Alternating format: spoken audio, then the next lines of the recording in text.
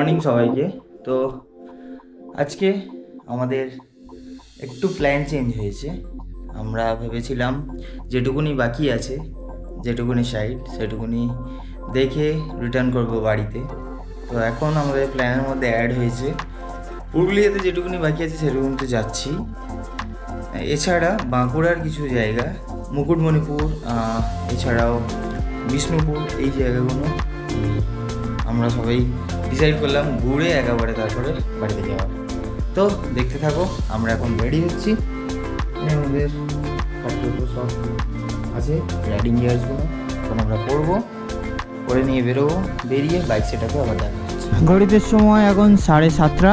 আমরা hotel check out করে এখন বেরিয়ে পড়েছি। প্রথমে যাব হুটমোড়া। একটু এত লাফিয়ে এসেছিলাম যে বসন্তের টানে, পলাশের টানে আমি পুরুলিয়া যাচ্ছি।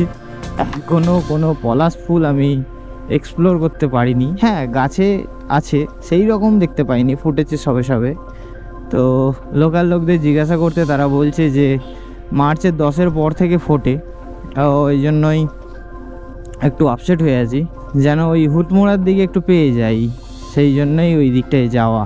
কালকে অনেক কটা জায়গা এক্সপ্লোর করেছি একবারে।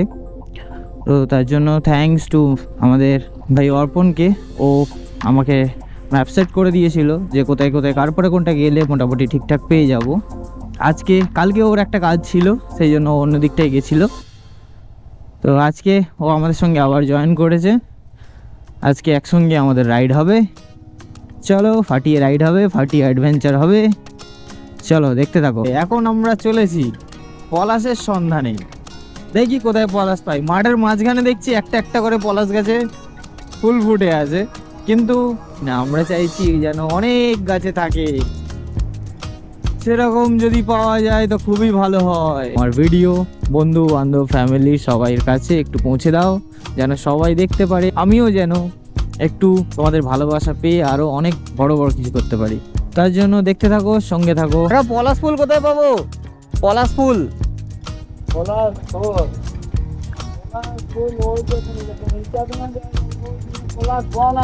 আচ্ছা আচ্ছা, এইটা দিয়ে যাওয়া যাবে? ঠিক আছে। পলাশ ফুলের বাগান এখানে আছে? পলাশ ফুলের বাগান ফুটেছে এখন?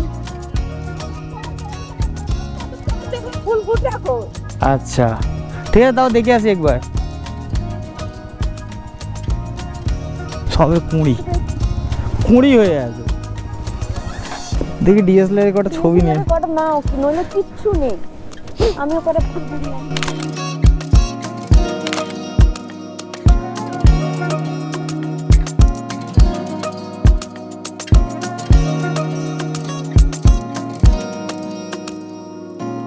কোথাও একটুও পলাশ ফোটেনি। তো যে গাছের সামনে একটু ফুটেছিল সেখানেই দাঁড়িয়ে একটু ছবি তুললাম, একটু মজা করে নিলাম। এবারে আমাদের ডেস্টিনেশন জয়চণ্ডী পাহাড়। তো সেই জায়গাটায় যেতে গেলে এখন টাইম লাগবে মোটামুটি 50 মিনিটসের কাছাকাছি। 33 কিলোমিটার বাকি আছে। চলো যাওয়া যাক, যেতে যেতে গল্প করা হোক আর দেখতে থাকো। এখন আছি আমরা পুরুলিয়ার একটা গ্রাম লাধুরকা, ওর মধ্যে থেকে যাচ্ছি আমরা জয়চণ্ডী হিলস। রাস্তা দেখিয়েছে একটা গ্রামের মধ্যে থেকে। তো চলো, যেভাবে রাস্তা দেখাচ্ছে ওইভাবেই দেখে দেখে যাই। ওই তো জয়চণ্ডী পাহাড়, পৌঁছে গেছি আমরা জয়চণ্ডী পাহাড়। তো পাহাড়টা আছে আমার ঠিক পেছনে। এই হচ্ছে জয়চণ্ডী পাহাড়ের ভিউ।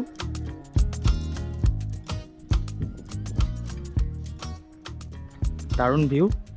তো আমরা ততক্ষণ একটু টিফিন করি, আর তোমরা দেখো উপর থেকে জয়চণ্ডী পাহাড়কে কেমন লাগে।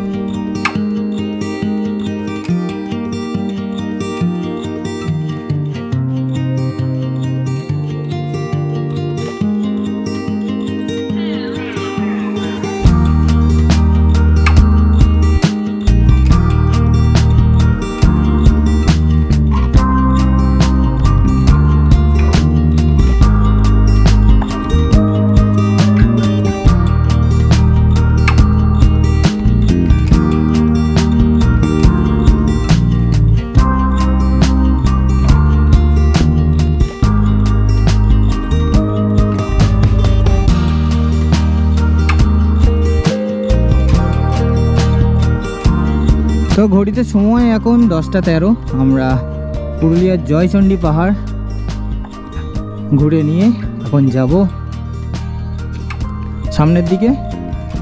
এখানে একটু টিফিন করলাম, টিফিনে পরোটা খেয়েছি, আলুর পরোটা, এক একটা 20 টাকা করে পিস। এখান থেকে মোটামুটি যেতে হবে 48 মিনিট, 22 কিলোমিটারের মতো। অনেকটাই চলে এসেছি, কিন্তু গরমটা বেশ ভালোই পড়েছে, বেশ ভালো গরম লাগছে, ভালো পরিমাণে গরম লাগছে। শুধু জল তেষ্টা পাচ্ছে, আর ভেতরে তো পুরো ঘেমে স্নান হয়ে গেছে। আর মোটামুটি 20 মিনিটের মতো বাকি আছে, 8 কিলোমিটার। এখানে আর দুটো জায়গা দেখে নিয়ে তারপরে আমরা বেরিয়ে যাব বাঁকুড়ার উদ্দেশ্যে। তো বাঁকুড়াটাও যেহেতু আজকে আমরা করব বলে ঠিক করে আছি, তো এখানে বেশি টাইম ওয়েস্ট করাটা ঠিক হবে না। তো আমরা খুবই কাছাকাছি চলে এসেছি, দেখতেই পাচ্ছ কাঁচা রাস্তা দিয়ে যাচ্ছি। সিনটা এতদিন অন্য কারোর ভিডিওতে দেখেছি, আজকে সামনাসামনি দেখব। সত্যি অসাধারণ একটা জায়গা।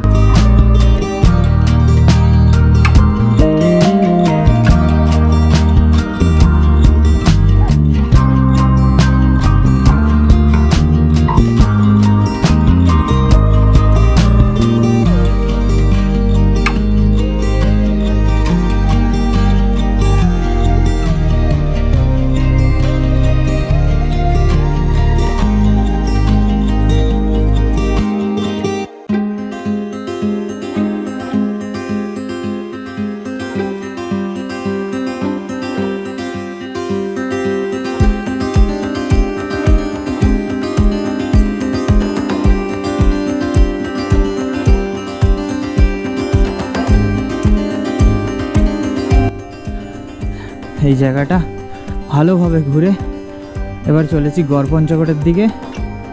দাদারা খুব ভালোভাবে ঘুরিয়েছে। দাদা টাটা, থ্যাংক ইউ।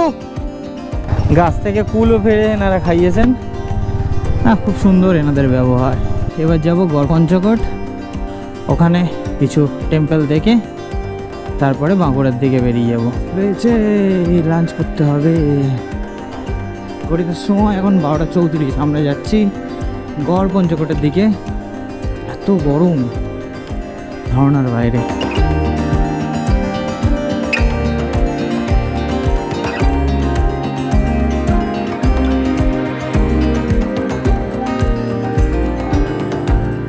গড় পঞ্চকোট প্রায় চলেই এসেছি, আর 600 মিটার দূরে আছে।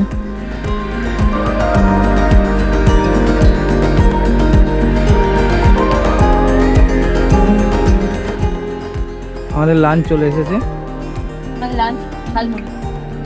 এত স্পেশাল লাঞ্চ।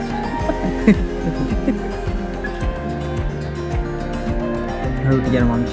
এখন আমরা গড় পঞ্চকোট থেকে একটু লাঞ্চ সেরে নিয়ে এবারে চললাম মুকুটমণিপুরের দিকে। প্রায় 107 কিলোমিটারের ডিস্টেন্স এবার কভার করতে হবে, প্রায় 3 ঘন্টা টাইম লাগবে। এখন ঘড়িতে সময় 1:57, মানে দুটো। পৌঁছাতে আমাদের 5টা।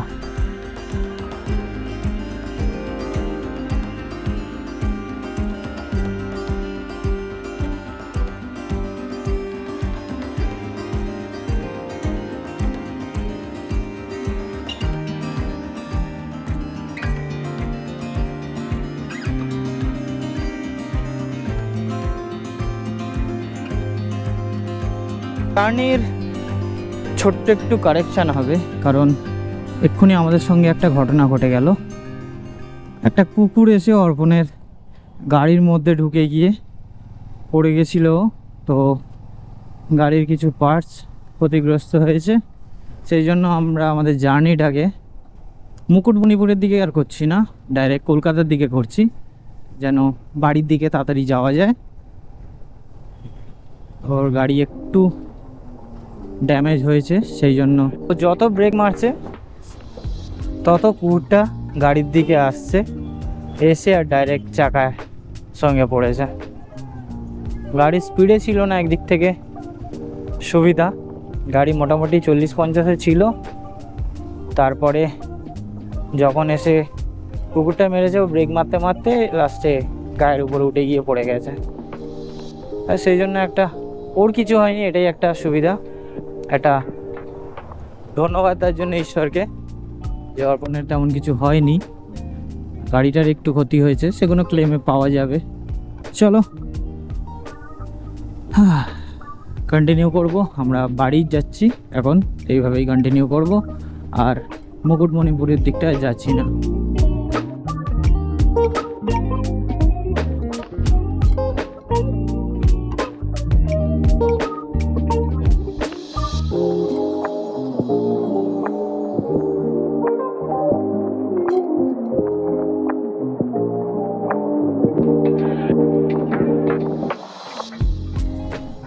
আর 190 কিলোমিটার বাকি বাড়ি পৌঁছাতে, যেটা লাগবে 3 ঘন্টা 40 মিনিট। Estimated time 8:08। সময় এখন 5:06। আমরা দুর্গাপুর ক্রস করে, দুর্গাপুর টোল প্লাজা ক্রস করে এখন আমরা এগিয়েছি বর্ধমানের দিকে। বর্ধমানে শক্তিগড়ে গিয়ে একটু দাঁড়াবো, একটু চাটা খাবো, খেয়ে নিয়ে তারপরে আবার সামনের দিকে এগিয়ে যাব। গাড়ির একটু ক্ষতি হওয়ার কারণে, গাড়িটা মুডটা অফ হয়ে যাওয়ার কারণে মেন আমরা অন্য যে জায়গায় যাব বলে ঠিক করেছিলাম, মুকুটমণিপুর, তো সেই জায়গাটা স্কিপ করে এখন আমরা বাড়ির দিকে এগোচ্ছি। কারণ গাড়ি হচ্ছে শখের গাড়ি, গাড়ি হচ্ছে ভালোবাসার গাড়ি। সেই গাড়ি যদি কোনো রকমভাবে ক্ষতিগ্রস্ত হয়, মুড তো অফ হবেই না, সে আমার হোক আর যারই হোক। যারা গাড়িকে ভালোবাসে তারা তো চাইবে না যে ওই অবস্থাতেই কিছু আমরা অন্য কোনো জায়গায় যাই।